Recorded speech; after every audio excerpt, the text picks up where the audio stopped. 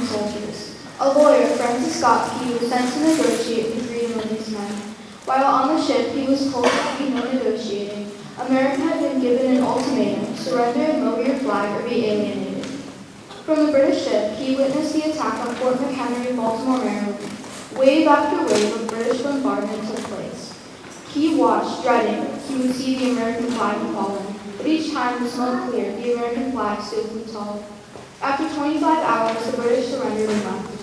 He was bewildered by this event and wondered how was it that assault after assault the American flag was still standing. Upon his return to Fort McHenry, he immediately learned why our flag was still there.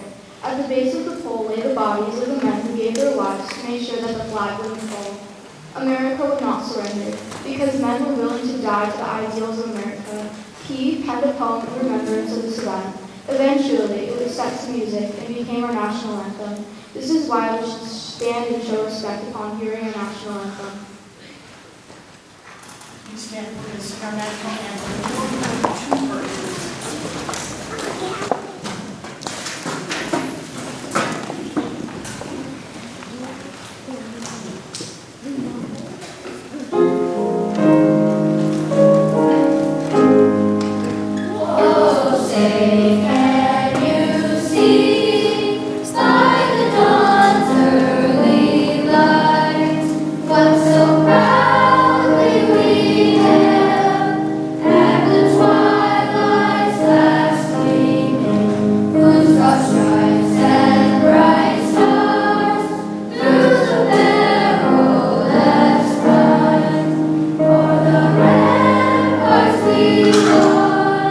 We're so glad.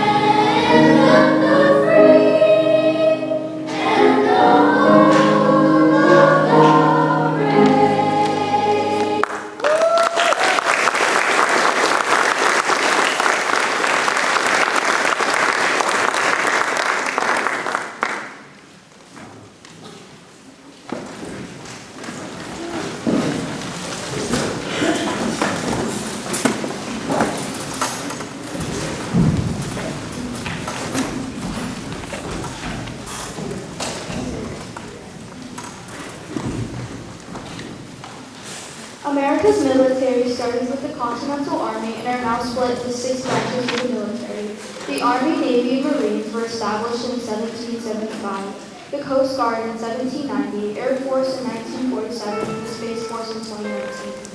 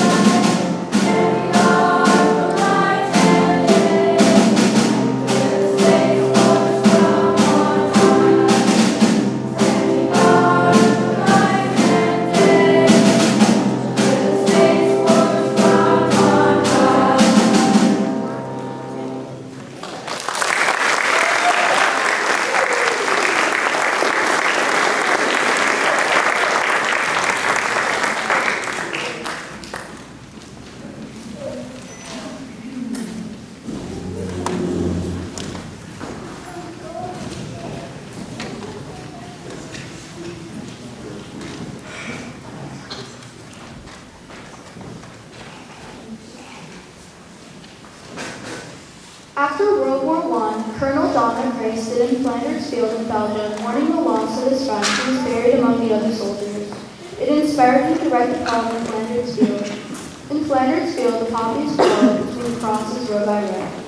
Monica Michaels heard this poem and began to wear a poppy, as it has become a symbol of the war and its human cost.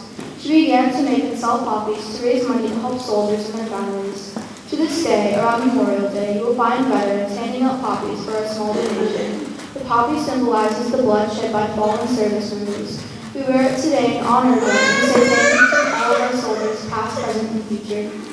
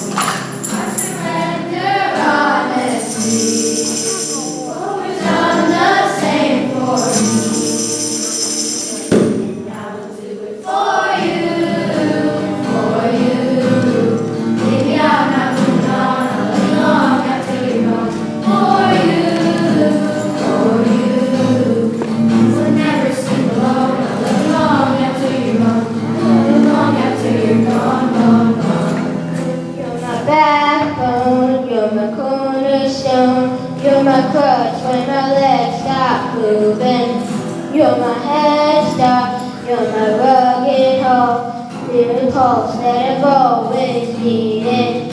Like a drum, baby, don't stop beating. Like a drum, baby, don't stop beating. Like a drum, baby, don't stop beating. Like a drum, mama never stops beating. For you, baby, I'm not moving on. I'll let long after you run. For you, you will never sleep alone. I'll let long after you run. For you, baby, I'm not moving on. I'll let long after you run. For you, you will never sleep alone. I'll let long after you run. Like a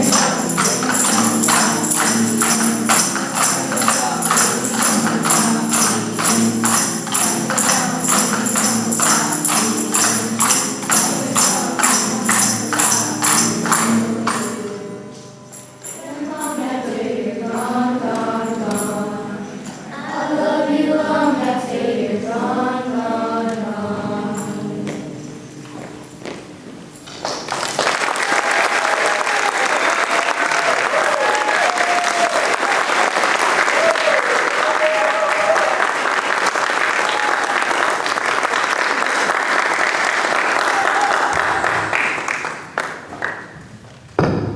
The complexity of understanding God's relationship to his children is so clearly expressed in the simplicity of his truth. Jesus loves me, this I know, for the Bible tells me so.